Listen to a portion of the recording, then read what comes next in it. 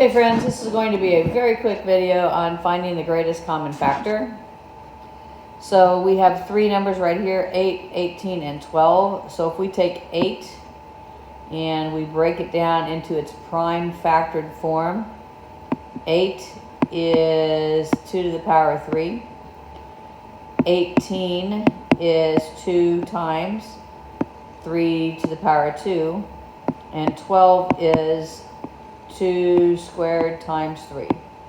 So that is the prime factorization of each of those. And we want to remember that the word factor means small. So we are looking for only what they all have and only what they all have in common. So they all have a number, they all have a factor of 2. But this is 2 to the third power, this is 2 to the first power, and this is 2 to the second power. Factor means small, so I want the smallest power of 2. So I want the 2. And it has to be something that everybody has. So even though I have 3's in the 18 and in the 12, I can't use the 3. So the only number all of them have in common is the number 2, so the greatest common factor is 2. And is it true that 8 is divisible by 2? Yes. Is it true that 18 is divisible by 2? Yes. Is it true that 12 is divisible by 2? Yes. So there we go. It works. Last one. 4x to the third power. 4x to the third power written in prime factorization form is 2 to the second power times x to the third power.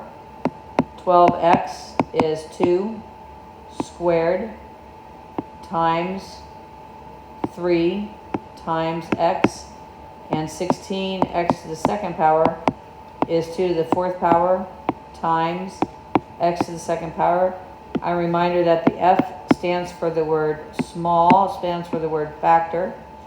And so we have to look at what they all have in common. And so then we have a 2 square, a 2 square, and a 2 to the 4. So I'm going to take the 2 square, and it doesn't matter which 2 square I take, so I think I'm just going to take that one. And I can't take the 3 because everybody doesn't have a 3, so can't use the 3. But here I have an x to the third power, an x to the first power, and x to the second power. Factor means small, so I don't want the third power of x, I want the first power of x. So what is their greatest common factor? Their greatest common factor is 4x. And if I want to double check,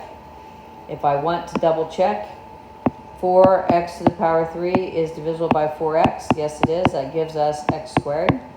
And 12x is divisible by 4x. Yes, it is. That gives us 3. And 16x squared is divisible by 4x. Yes, it is. That gives us 4x. And then none of these have anything in common. I probably should have said that before also on this one, is that none of these share anything in common. All three of them do not share something in common, better yet said. Okay, my friends, that is a quick lesson on greatest common factor.